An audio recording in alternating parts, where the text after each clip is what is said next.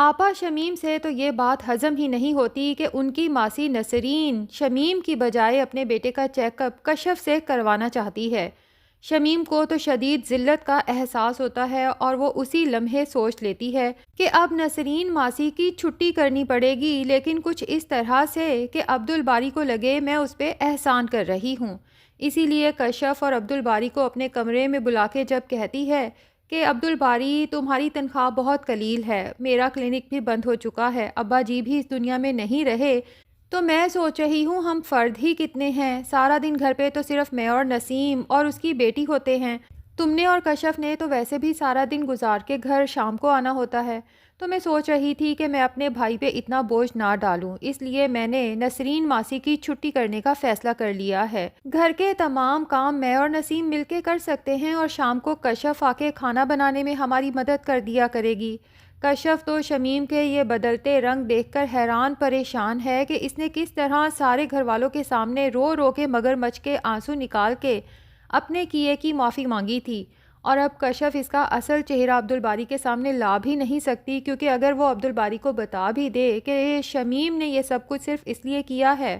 کہ نسرین باجی نے اپنے بیٹے کا چیک اپ اس کی بجائے مجھ سے کروا لیا تھا، تو عبدالباری بھی مجھے ہی ڈانٹے گا کہ میری بہن کی سوچ اتنی چھوٹی نہیں ہے۔ بہرحال شمیم جب کشف کو اکیلے دیکھتی ہے تو اسے کہتی ہے کہ تم اب دیکھتی جاؤ میں عبدالباری کو کیسے تمہارے خلاف کرتی ہوں۔ اگر تمہیں یہ غلط فہمی ہے نا کہ تمہاری خوبصورتی یا تمہاری محبت کا عبدالباری قائل ہو چکا ہے، تو ایک بات یاد رکھنا کہ اپنے خون کی کشش ہر محبت سے بڑھ کے ہوتی ہے۔ کشف شمیم سے کہتی ہے کہ پہلی بات تو یہ کہ میرا اور آپ کا کوئی مقابلہ نہیں ہے، مقابلہ آپ نے شروع کیا ہے، میں تو آپ کو اس قابل ہی نہیں سمجھتی، اور دوسرا یہ کہ جھوٹ کے پاؤں نہیں ہوتے، بہت جلد عبدالباری کو پتہ چل جائے گا کہ آپ اس کے ساتھ کیا کھیل کھیل رہی ہیں۔ بہتر تو یہ ہے کہ وقت سے پہلے آپ سمجھ جائیں، کیونکہ مجھے تو صاف نظر آ رہا ہے کہ ایٹ دا اینڈ آپ بالکل تنہا رہ جائیں گی اور آپ کے پاس پچھتاوے کے سوا کچھ بھی نہیں رہے گا۔ شمیم کشف سے کہتی ہے کہ فی الحال تو تمہیں میرے اشاروں کے مطابق چلنا پڑے گا اگر تم اس گھر میں اور عبدالباری کی زندگی میں رہنا چاہتی ہو، کیونکہ تمہیں بھی اچھے سے پتہ ہے کہ تمہارا باپ ہارٹ پیشنٹ ہے،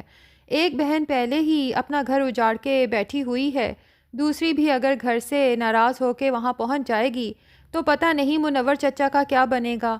کشف شمیم کی اس بلیک میلنگ میں آ جاتی ہے اور سوچ لیتی ہے کہ فی الحال مجھے اپنی زبان بند رکھنا پڑے گی۔ اب شمیم کشف پہ اتنے ظلم و ستم ڈھائے گی، بیچاری کشف سارا دن کی تھکی آری جب گھر آئے گی تو شمیم اس کے ذمے کھانا بنانا اور باقی کام لگا دے گی، اور ساتھ ہی اسے احساس بھی دلاتی رہے گی کہ تم چاہ کے بھی میرے خلاف نہیں جا سکتی۔ تو کشف شمیم سے کہتی ہے کہ ایک بات کہوں، مجھے لگتا ہے کہ آپ کا دماغ بالکل خراب ہو چکا ہے، آپ ذہنی مریضہ بن چکی ہیں اور آپ کو علاج کی سخت ضرورت ہے۔ شاید تایا ابو کی اچانک ڈیتھ کی وجہ سے آپ ابھی تک اس ٹراما سے نکل نہیں پا رہی، میں عبدالباری سے بات کروں گی کہ آپ کو کسی بہتر سائیکائٹرسٹ سے چیک کروائیں، کیونکہ اگر بر وقت علاج نہ کیا گیا تو آگے چل کے نہ صرف آپ کی بلکہ آپ کے ساتھ رہنے والے باقی لوگوں کی زندگی بھی خراب ہو سکتی ہے۔ شمیم کو تو کشف کی یہ بات سن کے شدید غصہ آتا ہے کہ وہ دوسرے لفظوں میں اسے پاگل کہنے کی کوشش کر رہی ہے، لیکن پھر ہنستے ہوئے کشف سے کہتی ہے کہ اگر تمہارا خیال ہے تم عبدالباری سے ایسی کوئی بات کرو گی اور وہ تمہاری بات پر یقین کرے گا تو تم اپنا یہ شوق بھی پورا کر کے دیکھ لو، لیکن میں تمہیں پہلے بھی کہہ چکی ہوں اور یہ بات یاد رکھنا کہ خون کی کشش بیوی کی محبت سے کئی گنا زیادہ ہوتی ہے، کہیں ایسا نہ ہو کہ اس بار عبدالباری بیوی کی بجائے بہن کے ساتھ کھڑا ہو جائے کہ تمہاری جرت کیسے ہوئی میری بہن کی ذہنی صحت پہ شک کرنے کی۔ ادھر رضا کی ماں کو تو جب سے یہ پتہ چلتا ہے کہ سائرہ امید سے ہے، اسے تو ایک پل چین نہیں آتا، وہ تو ہمیشہ سے ہی رضا کی اولاد دیکھنے کے خواب دیکھ رہی تھی، اور اب جب یہ خواب سچا ہونے جا رہا ہے تو بھلا وہ یہ کیسے برداشت کر سکتی ہے کہ وہ اپنے ہونے والے بچے کو اپنی نظروں سے دور رکھے۔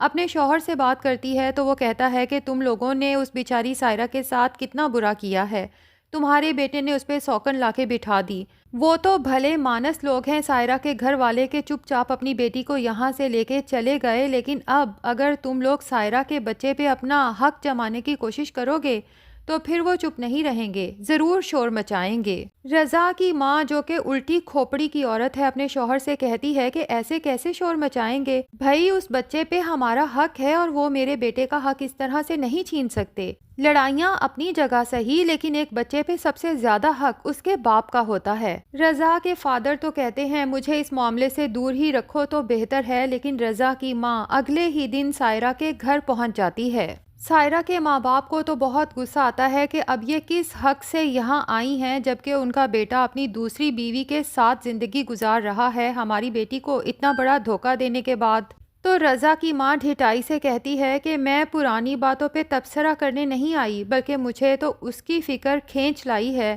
جو ابھی اس دنیا میں آنے والا ہے۔ سائرہ اور اس کی ماں تو یہ سن کے حیران پریشان رہ جاتے ہیں کہ یہ بات تو ہم نے کسی کو بھی نہیں بتائی، اور سائرہ خاص طور پہ چاہتی تھی کہ رضا اور اس کے گھر والوں کو اس بات کا نہ پتہ چلے، تو آخر یہ خبر ان تک کیسے پہنچی؟ اب ان کے تو فرشتوں کو بھی خبر نہیں کہ یہ آگ شمیم آپا کی ہی لگائی ہوئی ہے۔ خیر، سائرہ کے پیرنٹس تو صاف انکار کر دیں گے رضا کی ماں کے ساتھ اسے بھیجنے پہ کہ جب آپ کا بیٹا اپنی پسند سے دوسری بیوی لے آیا ہے اور اس کے ساتھ ہنسی خوشی زندگی گزار رہا ہے تو ہماری بیٹی اس گھر میں آخر کس حق سے رہے گی؟ اب یہاں پر یہ بھی ممکن ہے کہ رضا کی ماں جھوٹ بولے کہ صرف سائرہ کے ساتھ ناانصافی کرنے کی وجہ سے رضا کے باپ نے اسے اور اس کی بیوی کو گھر سے نکال باہر کیا ہے، اور یہ شرط رکھ دی ہے کہ جب تک وہ اس لڑکی کو چھوڑے گا نہیں اسے گھر واپس آنے کی ضرورت نہیں ہے۔ جب در در کی ٹھوکریں کھائے گا تو خود ہی اسے سمجھ آ جائے گی، پھر آپ دیکھ لیجئے گا کہ وہ اس لڑکی کو چھوڑنے میں زیادہ دیر نہیں لگائے گا، اور پھر جب رضا کو اپنے ہونے والے بچے کا پتہ چلے گا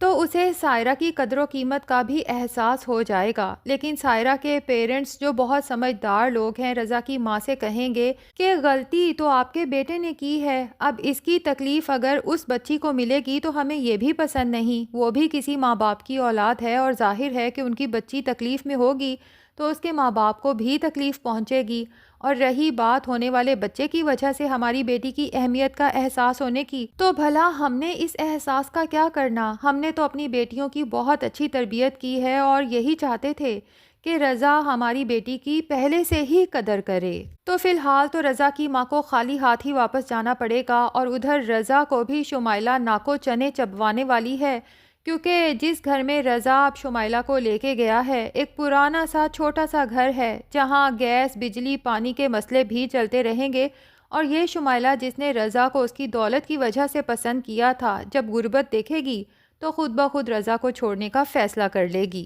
تب تک ہوپ فلی رضا کے سر سے بھی شمائلہ کی محبت کا بھوت اتر چکا ہوگا، اور اسے بھی احساس ہوگا کہ اس نے سائرہ جیسی سلجھی ہوئی لڑکی کے ساتھ دھوکہ کر کے اپنی زندگی کی کتنی بڑی غلطی کی ہے، اور پھر رضا کو بھی جب اپنے ہونے والے بچے کا پتہ چلے گا تو وہ ضرور سائرہ کو منانے جائے گا، لیکن دیکھنا یہ ہے